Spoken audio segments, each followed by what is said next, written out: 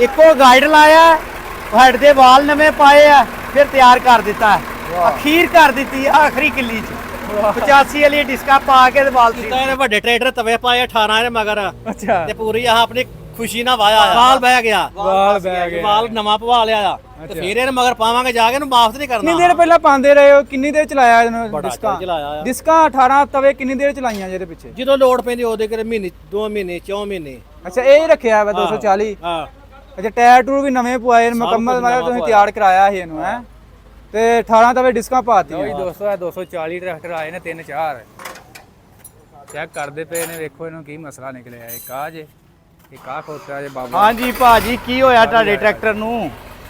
Sir complaint ਟੁੱਟ ਗਈ। ਅੱਛਾ ਜੀ, ਕੀ ਕਰਨ ਦਾ ਸੀ? ਕੰਪਲੇਂਟ ਟੁੱਟ ਗਈ। ਅਰੇ ਅੱਗੋਂ ਟਰੈਕਟਰ ਦੀ ਸ਼ਕਲ ਦਿਖਾਓ ਜੀ। ਆ ਦੇਖੋ ਟਰੈਕਟਰ ਮਾਸ਼ਾਅੱਲਾ।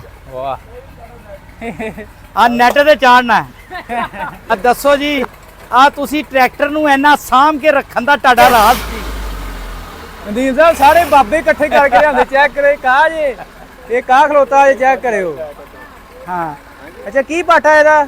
ਇਹਦੀ ਕੰਪਲੇਂਟ ਟੁੱਟ ਗਈ ਹੈ। ਜੇ ਕੰਪਲੇਂਟ ਟੁੱਟ ਗਈ ਲੈ ਬਈ। ਸਲੀਮ 86 ਸਾਹਿਬ 82 ਮਾਡਲ ਹੋਣਾ ਹੈ। 82 ਮਾਡਲ ਹੋਏਗਾ। ਹਾਂ 82 ਮਾਡਲ ਹੈ ਤੇ ਸਾਰੇ ਇਹਨਾਂ ਦਾ ਵੀ ਇੰਟਰਵਿਊ ਲਵਾ। ਕੀ ਕਰ ਰਹੇ? ਅਸੀਂ ਡਿਸਕਾਂ ਪਾਈਆਂ ਨੇ। ਇਹਨਾਂ ਨੇ ਡਿਸਕਾ ਪਾਈਆ ਜੇ। ਕਿਹਦੇ ਮਗਰ? ਐਰੇ ਮਗਰ ਡਿਸਕ 240 ਮਗਰ ਡਿਸਕਾ ਪਾਈਆ, ਵਾਲ ਸੀਜ਼ ਕਰ ਦਿੱਤਾ। ਹੀਰਲੀ ਕਿੱਲੀ ਜਵਾਈਆਂ ਨੇ।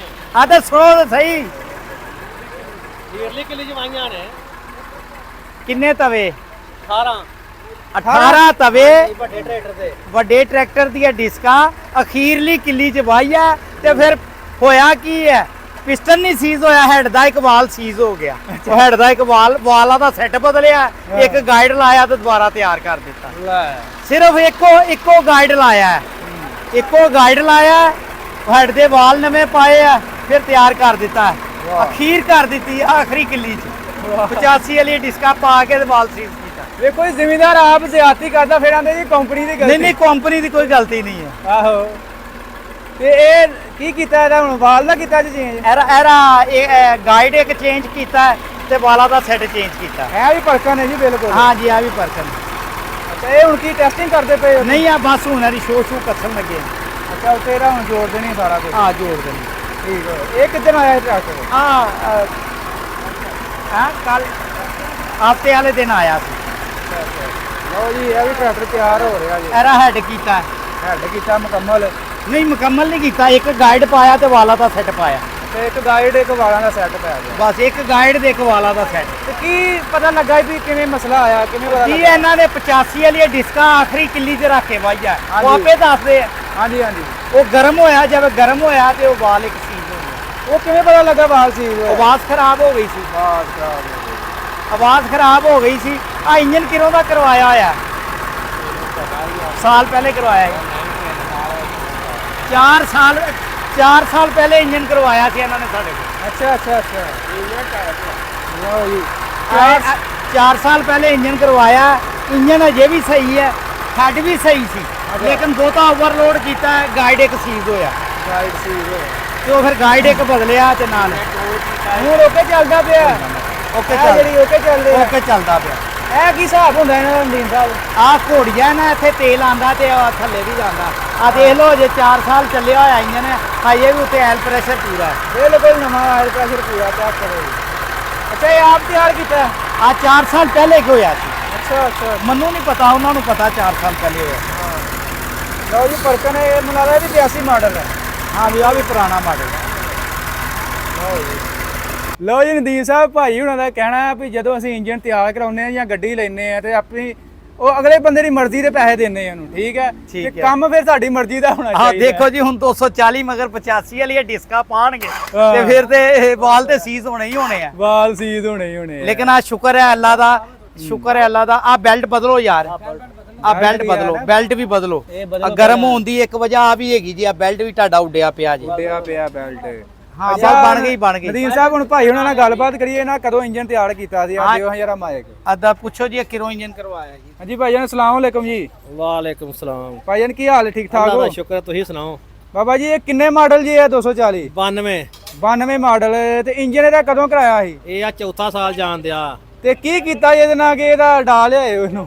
ਇਹਦਾ ਕੀਤਾ ਇਹਨੇ ਵੱਡੇ ਟਰੈਕਟਰ ਤਵੇ ਪਾਏ 18 ਇਹਦੇ ਮਗਰ ਅੱਛਾ ਤੇ ਪੂਰੀ ਆਹ ਆਪਣੀ ਖੁਸ਼ੀ ਨਾਲ ਵਾਇਆ ਆ ਅੱਛਾ ਤੇ ਉਹ ਇੱਕ ਸਪਰਿੰਗ ਬਹਿ ਗਿਆ ਇਹਦਾ ਅੱਛਾ ਸਪਰਿੰਗ ਹੀ ਕੱਲਾ ਬੈਠਾ ਜੀ ਵਾਲ ਬਹਿ ਗਿਆ ਵਾਲ ਬਹਿ ਗਿਆ ਵਾਲ ਨਵਾਂ ਪਵਾ ਲਿਆ ਆ ਤੇ ਫਿਰ ਇਹਨੇ ਮਗਰ ਪਾਵਾਂਗੇ ਜਾ ਕੇ ਇਹਨੂੰ ਵਾਪਸ ਨਹੀਂ ਕਰਨਾ ਹਾਂ ਕਿੰਨੀ ਦੇਰ ਪਹਿਲਾਂ ਪਾਉਂਦੇ ਰਹੇ ਹੋ? ਕਿੰਨੀ ਦੇਰ ਚਲਾਇਆ ਇਹਨੂੰ ਬੜਾ ਡਿਸਕਾਂ? ਚਲਾਇਆ ਆ ਡਿਸਕਾਂ 18 ਤਵੇ ਕਿੰਨੀ ਦੇਰ ਚਲਾਈਆਂ ਜਿਹਦੇ ਪਿੱਛੇ? ਜਦੋਂ ਲੋਡ ਪੈਂਦੀ ਉਹਦੇ ਕਿਤੇ ਮਹੀਨੇ 2 ਮਹੀਨੇ 4 ਮਹੀਨੇ ਅੱਛਾ ਇਹ ਹੀ ਰੱਖਿਆ ਵਾ 240? ਹਾਂ ਅੱਛਾ ਟਾਇਰ ਟੂਰ ਵੀ ਨਵੇਂ ਪਵਾਏ ਨੇ, ਮੁਕੰਮਲ ਮਤਲਬ ਤੁਸੀਂ ਤਿਆਰ ਕਰਾਇਆ ਸੀ ਇਹਨੂੰ ਹੈ ਤੇ 18 ਤਵੇ ਡਿਸਕਾਂ ਪਾਤੀਆਂ। ਪਾਤੀਆਂ ਉਹ ਤੇ 85 ਵਿਚਾਰਾ ਖਿੱਚਣ ਲੱਗਾ ਧੂਆਂ ਮਾਰਦਾ। ਨਹੀਂ ਉਹ ਵੀਰ ਇਹ ਤੇ ਫੁੱਲਾਂ ਦਾ ਕਰਾ ਭੱਜਾ ਜਾਂਦਾ ਲੈ ਕੇ ਅੱਛਾ ਹਾਂਜੀ ਜਦੋਂ ਪੈਸੇ ਮਿਸਤਰੀ ਦੀ ਮਰਜ਼ੀ ਲੱਗਣੇ ਹੋ ਜ਼ਿਮੀਂਦਾਰ ਆਪਣੀ ਮਰਜ਼ੀ ਕਰਨੀ ਹੈ ਨਾ ਬਿਲਕੁਲ।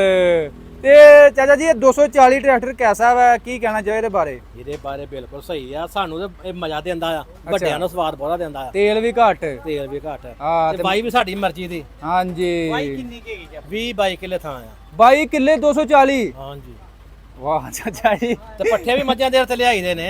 ਅੱਛਾ ਰੱਖੇ ਹੋਏ ਡੰਗਰ ਥੋੜੇ ਨੇ, ਡੰਗਰ ਹੈਗੇ ਨੇ 15 16 15 16 ਡੰਗਰਾਂ ਦੇ ਪੱਠੇ ਵੀ ਤੇ 20 22 ਕਿੱਲੇ ਤੁਸੀਂ ਪੈਲੀ ਆ 240 ਦੇ। ਆਹੋ ਜੇ ਕੋਈ ਮੰਗਣ ਆਏ ਤਾਂ ਕਹਾ ਮੋੜਿਆ ਵੀ ਨਹੀਂ ਕਦੀ ਕਿਸੇ ਨੂੰ। ਅੱਛਾ ਹਾਂਜੀ ਇਹ ਵੀ ਗੱਲ ਨਾਲ ਆ।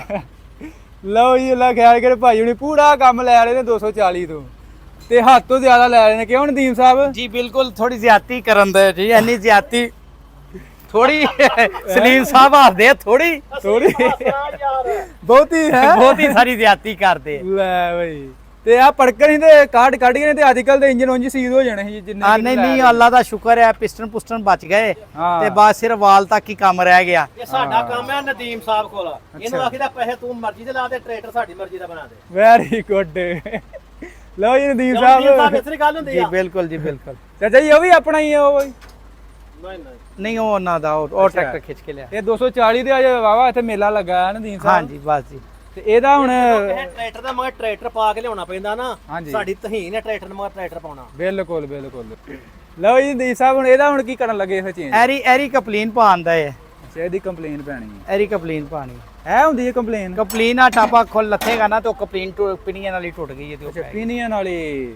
ਨਦੀਮ ਸਾਹਿਬ ਇਹ 240 ਹੈ ਤੇ ਬਾਦਸ਼ਾਹ ਬਾਕੀ ਸਿਰਫ ਇਹ ਕੜਾ ਪੀਨੀਅਨ ਹੀ ਤੋੜਦਾ, ਹੋਰ ਇਸ ਕੜਾ ਤੋਂ ਇਲਾਵਾ ਪਿਨੀਅਨ ਮਸਲਾ ਤੋੜਦਾ ਹੈ, ਕੋਈ ਨਹੀਂ ਗੱਡੀ ਹੌਲੀ ਹੈ। ਹੌਲੀ ਹੈ ਗੱਡੀ ਹੈ ਲੋਡ ਜਿਹੜੀ ਕਪੈਸਿਟੀ ਆ 1000 ਸਾਰੇ ਵੱਡੇ ਆ, ਉਹ ਦੇਖੋ ਨਾ 4 ਸਾਲ ਬੜਾ ਸੋਹਣਾ ਇੰਜਨ ਚੱਲਦਾ ਸੀ ਉਹ ਪਹਿਲੇ ਦਾ, ਤੇ ਅੱਜ ਡਿਸਕਾਂ ਮਾਰੀਆ ਦੱਬ ਕੇ ਤੇ ਵਾਲ ਸੀਜ਼ ਹੋ ਗਿਆ। ਦੱਬ ਕੇ ਐਡਿਆ ਹੁਣ ਇਹਨੂੰ ਤੇ ਡਿਸਕਾਂ ਚਾਹੀਦੀ ਹੈ 14 16, ਉਹਨਾਂ ਨੇ 18 ਮਾਰਤੀ ਹੈ 18 ਮਾਰ ਦਿੱਤੀਆਂ।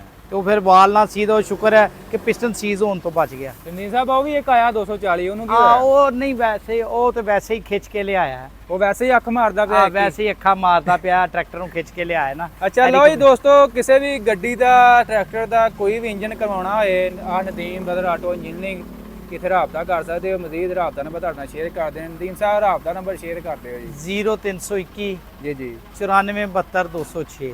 ਲੇਕਿਨ ਕੋਈ ਵੀ ਤੁਸੀਂ ਕੰਮ ਲਿਆਣਾ ਹੈ ਤੇ ਉਸ ਤੋਂ ਪਹਿਲੇ ਤੁਸੀਂ ਟਾਈਮ ਜ਼ਰੂਰ ਲੈ ਲੈਣਾ। ਜੀ, ਬਾਸ ਜੀ। ਟਾਈਮ ਕੰਮ ਦਾ ਰਸ਼ ਹੁੰਦਾ ਹੈ ਤੇ ਫਿਰ ਦੂਰੋਂ ਕੋਈ ਬੰਦਾ ਕਿਰਾਇਆ ਭਾੜ ਕੇ ਆਏ ਤੇ ਫਿਰ ਅਸੀਂ ਉਹਨੂੰ ਵਾਪਸ ਕਰੀਏ ਤੇ ਉਹ ਅੱਛਾ ਨਹੀਂ ਲੱਗਦਾ। ਬਿਲਕੁਲ ਇਸ ਕਰਕੇ ਪਹਿਲੇ ਟਾਈਮ ਲੈ ਕੇ ਜ਼ਰੂਰ ਆਉਣਾ। ਠੀਕ ਹੈ ਨਦੀਮ ਸਾਹਿਬ, ਬਹੁਤ ਮਿਹਰਬਾਨੀ।